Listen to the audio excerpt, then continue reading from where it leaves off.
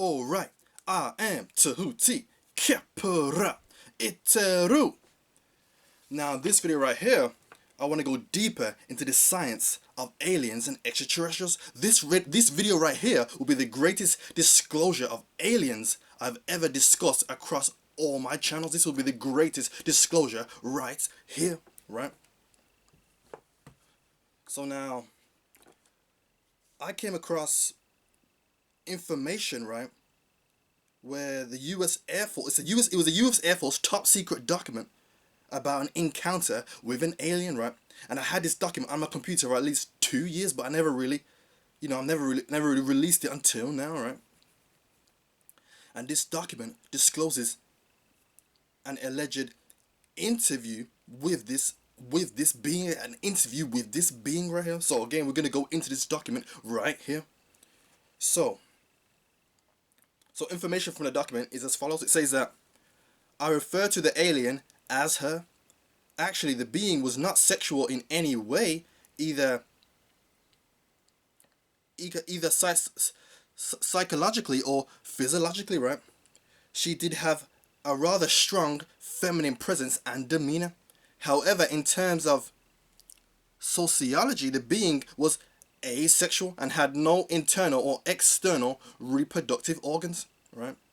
Her body was more like that of a body of a doll. So I want you to remember that part right there. It says that her body was more like the body of a doll, right? Or a robot. Then it says that there were no internal organs, as the body was not constructed of biological cells. It had a kind of circuit system or electrical nervous system that ran throughout the body, right? But I could not understand how it works. So again, this is the transcript from the book. This is the transcript from this official U.S. Air Force document right here.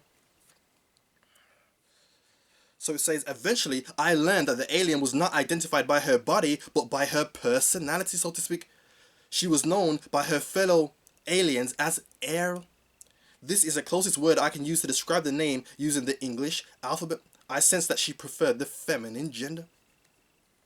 In stature and appearance, the body was quite short and petite, about 40 inches tall.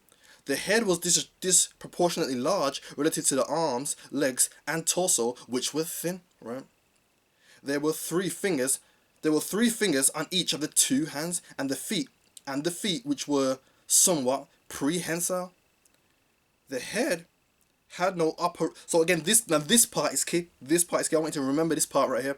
The head had no operational nose, mouth, or ears, right? I understand that, and it says that I understand that space officer does not need this as space has no atmosphere to conduct sound. Therefore, sound related sensory organs are not built into the body. Nor does the body need to consume food. So it says, nor does the body need to consume food, hence the absence of a mouth, right? So it says the eyes were quite large. So again, all it had was eyes. That's what it's trying to say here. There was no nose, mouth, or ears. All it had was eyes. Now this part is key right here. It says the eyes were quite large.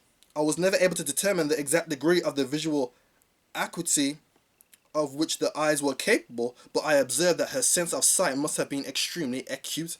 I think the lenses of the eyes, which were very dark and opaque, may also have been able to detect waves or particles beyond the visual spectrum of light. I suspect that this may have included the full range of the electromagnetic spectrum, right? Or more, but I do not know this for sure. It became very obvious after a short time with the being that her body did not require oxygen, food, or water, or any other external source of nutrition or energy, right? As I learned later, this being supplied her own energy, which animated and operated the body. It seemed a little bit eerie at first, but I got used to the idea. It's really a very simple body. There is not much to it compared to our own bodies, right? Then it goes on to say, Earl explained to me that it was not mechanical like a robot, nor was it biological. It is animated directly by her as a spiritual being. Technically, from a medical standpoint, I would say that Earl's body could not even be called alive. her dark body is not a biological life form with cells and so forth. And it says, and then it goes on to say that it had smooth skin or covering which was grey in colour. The body was highly tolerant. So now this part is also key. The body was highly tolerant to changes in temperature, atmospheric conditions, and pressure. The limbs were quite frail without musculature. In space, and then he goes on to say that in space there is no gravity, so very little muscular strength is needed. The body was not used. The body was used almost entirely on a spacecraft or in low or no gravity environments.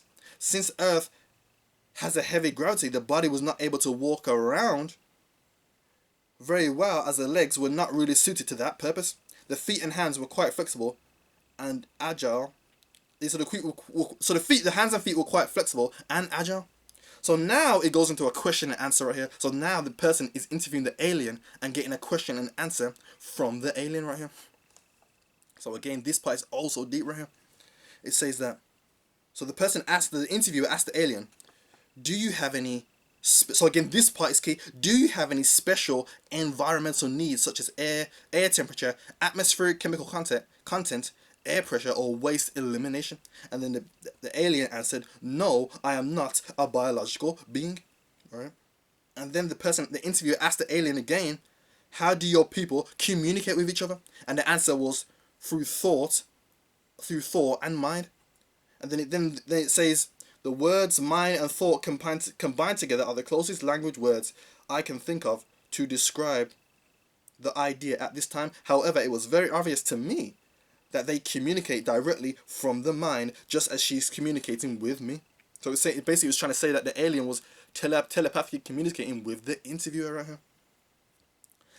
And it goes and say that since her body was not biological, it did not need any food, air, or heat.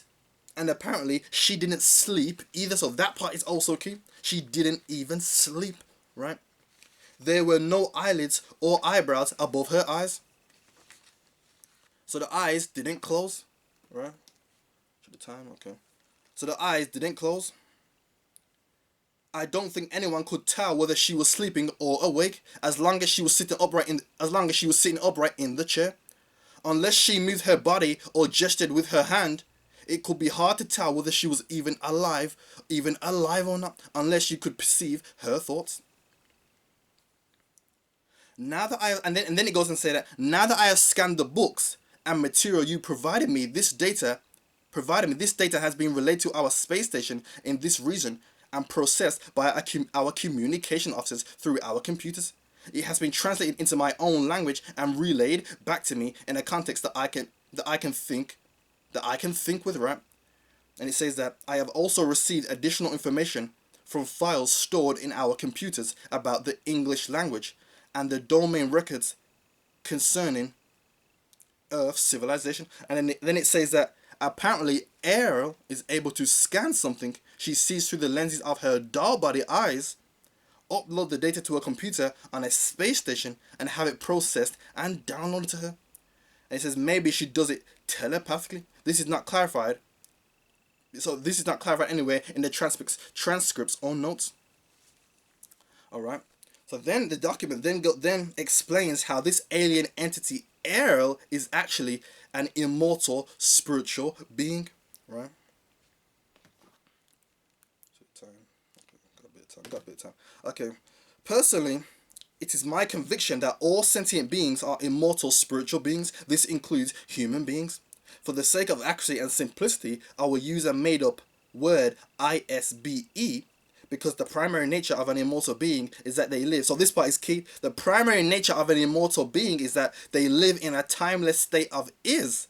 And the only reason for their existence is that they decide to be. Now, in the book, which I will get, I'll leave the book, leave the book in the description box below, so you check it out. It gives a whole breakdown of this ISBE, and it's just too much to go through. But it's the breakdown of this ISBE is deep. It is deep. But again, it's just too much to go through. So again, I would advise that you check it out in the book. Now it says, Air explained that ISBEs have been around since before the beginning of the universe. Since an ISBE is not a physical universe entity, it has no location in time or space. An ISBE is literally immaterial. They can span great distances of space instantly.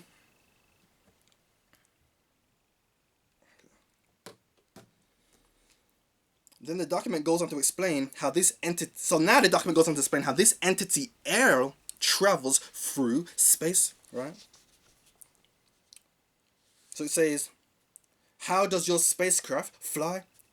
So she asks Air, "How does your spacecraft fly?" And the answer, "It is controlled through mind and responds to thought commands," right? And then he goes on to say that thought commands and mind is the closest word she can use in the English language to describe what she was talking about, right?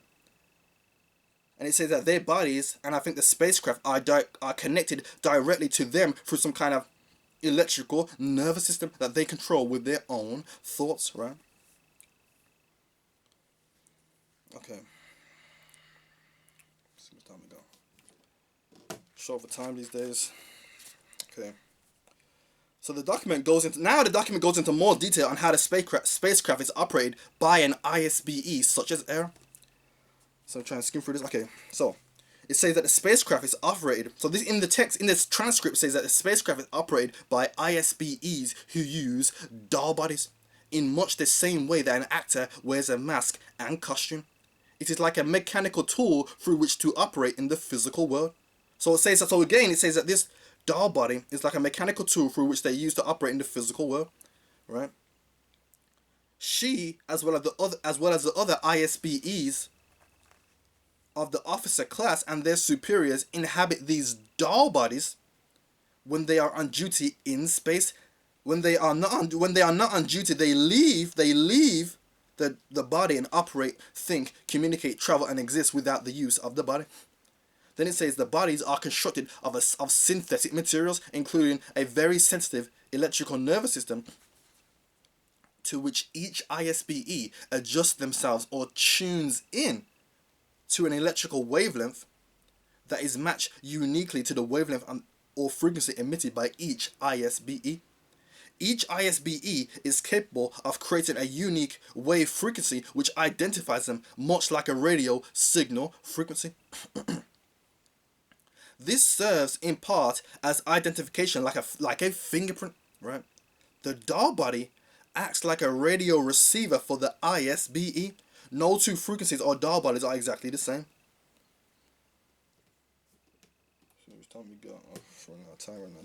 Okay. The bodies of each ISBE crew member are likewise turned into and connected to the nervous system built into the spacecraft. The spacecraft is built in much the same way as the doll body. It is adjusted specifically to the frequency of each ISBE crew member. Therefore, the craft can be operated by the thoughts or energy emitted from the ISBE. It is really very simple and direct control system. So there are no complicated controls or navigation equipment on board the spacecraft. They operate as an extension of the ISBE. So that was a description of the spacecraft. So now we're going to quickly skim through this. Ain't got much time. What we got here? So we're working with right here. Okay. So now I want to give an occult breakdown of this text right here. So again, what I want to first say is that there was no alien interview. There never was, right? There never was any alien interview. This alien interview was a masquerade, right? That they use as a way to encode deep occult science pertaining to aliens and extraterrestrials. There was no alien interview, right? So now, starting with the spacecraft, it said that the ISBE control the spacecraft and that they are linked directly to the spacecraft via the nervous system built into the craft. And the craft is operated telepathically via the thoughts emitted from the operator, so there is no complex controls or navigation equipment on board the craft. They operate as an extension of the ISBE. But it says that this being Errol is also an ISBE and that she does not require. So it said that this being Errol is an ISBE that does not require any food, therefore does not produce any waste products. But if the operator that is directly linked to the spacecraft, right, to the ship does not require any physical foods, but the operator control. They are linked to the spacecraft, and the operator does not need any physical foods, but the operator controls the spacecraft via their mind. Then therefore the spacecraft itself also does not require any physical fuel. So therefore it cannot be a physical ship, right? That's the key here. And it says that the craft is an extension of the ISBE, and it also says that the craft is an extension of the ISBE that doesn't require any physical foods. Thus the ship does not require any physical fuel. So in so many words, they are the ship, right? They are the ship. Okay, running out of time. Okay, but it says that they use doll bodies to operate the craft, and that the craft is built in the same way as the doll body. And it says that, and that the ISBE is tuned into the doll body via an electrical nervous system. But the craft operates as an extension of the ISBE, who is directly tuned into the doll body. So in so many words, the doll body is the spacecraft, right? The doll body is the craft. But then, when you go back to the start of the interview, which I said part was key, and you should remember that part right there, it says that Air's body was like that of a doll body. So this ISBE Air was in her ship while she was on Earth. So Air was in the doll body while she was on Earth, right? So what they are saying here is that the extraterrestrial that is outside of Earth is the ISBE. The ISBE is the extraterrestrial, the immortal spiritual being. But in the book, when they were interviewing Air in her doll body, the description they gave was that the doll body was the alien. They were talking like the doll body was the alien, but that was Air in her doll body. But the description they were given that the doll body was the alien, so the doll body is the alien. So it shows how an alien doesn't have to be a physical being, but an alien can just be a foreign essence or a cloak that in its own right is intelligent. Okay, run out of time. Okay, so based on this information right here, the ISBE, we can conclude that the ISBE is none other than the soul, and the doll body is Melanin. The doll body is Melanin, right? But if you go deeper into it, it says that the doll body does not have any ears, nose, or mouth, and that all it has is eyes. But in order to understand this, we have to look at what the eyes do, and the function of the eyes is to perceive light. So what they are saying here is that this star body has some type of photon sensitive light receptivity, right? Light receptivity, but melanin also has this photon sensitive light receptivity. So in other words, it absorbs sunlight. So melanin is the doll body, right? So in conclusion here, melanin is the alien. An alien doesn't have to be a physical being from outer space. An alien can literally be a substance or an essence that did not originate on Earth, but the substance in its own right is an intelligence, you see. So if you look at melanin as an entity, it matches up with the description of Air's doll body. It says that Air's doll body does not need to eat, excrete, or even sleep. But melanin does not eat physical foods, nor does it produce any waste products. It in itself is renewable, right? And it says that her doll body didn't need to sleep, right? But melanin also doesn't need to sleep. In fact, it powers up during sleep, right? It also says that Air's eyes were very acute and could detect waves or particles beyond the light spectrum, right? Beyond the spectrum of light, which would also include the full range of the electromagnetic spectrum. But does melanin not also absorb majority of the electromagnetic spectrum, which also includes sound from music and radiation from the sun, right? And radiation from the sun. It also says that through the eyes of Air's doll body, she's able to quickly scan things and upload this data to a computer on this space station and have it processed and downloaded to her. So it's talking about how melanin is able to absorb the electromagnetic spectrum, then convert this into a usable fuel source, and also store this energy as well. But it goes even deeper, and it says that Air's Dar body, now this part is key, and I remember, that's why I told you this part was key. It says that Air's Dar body was highly tolerant to changes in temperature and atmospheric conditions and pressure. But melanin is the Dar body.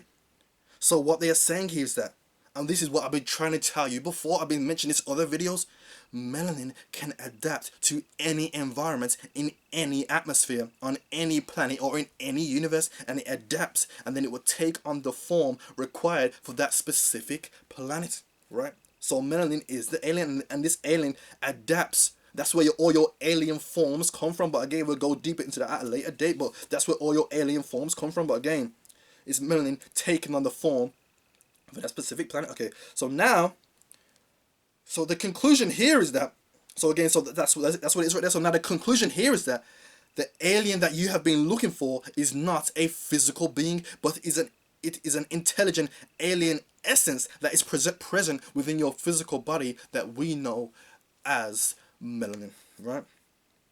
So these white scientists are telling you that melanin is just for skin pigmentation, while at the same time these white occultists are studying your melanin and documenting it as an alien entity. They are documenting your melanin as an alien entity, while at the same time saying melanin is just skin pigmentation. Look at what they're doing with this, right? Look at what they're doing with this right here. So again, this right here, this video right here, so much time we got. Okay, this video right here should really put all the pseudo claims to rest, because again, we've got some pseudos out here. We put all the pseudo claims to rest, right? And that there are no physical ships traveling the universe, and there are no physical alien beings, right? And another thing I want to mention here is that there is no such thing as Area 51. There never was an Area 51. Area 51 is a government code word, right? And it is a fictitious imaginary place that they created to propagate the idea that physical alien beings existed, but they were being hidden away in Area 51 in this top secret government facility. So again, that's a garbage right there. So again, so this right here shows how the black conscious community needs to be brought up to speed on the real alien conversation.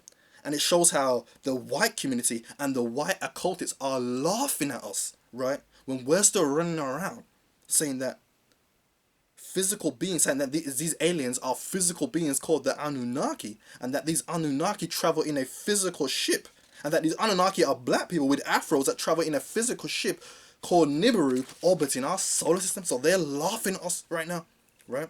So this shows how this document shows how the white community are ahead of the black community when it comes to this alien game, right? And shows how they know more about us than us. So again, I would recommend studying this document, this alien document, further and going deeper into it, because there's so much information. And when you understand what I just told you about the ISPE and the Dar body, it's deep. It's probably the deepest occult material that I have read in a long time right there. So I would truly recommend and advise you check it out. So again, that's the end of the video right here. So in closing, now that we know that the alien is melanin, melanin is the alien, stay tuned for my next video, right, where I'll go deeper more in depth into the function of this alien entity and what it actually does. You know what I'm saying? I wasn't going to go deep into it now, but again, we've run out of time. Time's been cut short right here, so you know, again, stay tuned for the next video where we go deeper into this melanin right here, deeper into this alien entity that we know as melanin. Alright, black people. So I hope you enjoyed the video. Hope you took some good information from this. Alright, black people. Thanks for watching.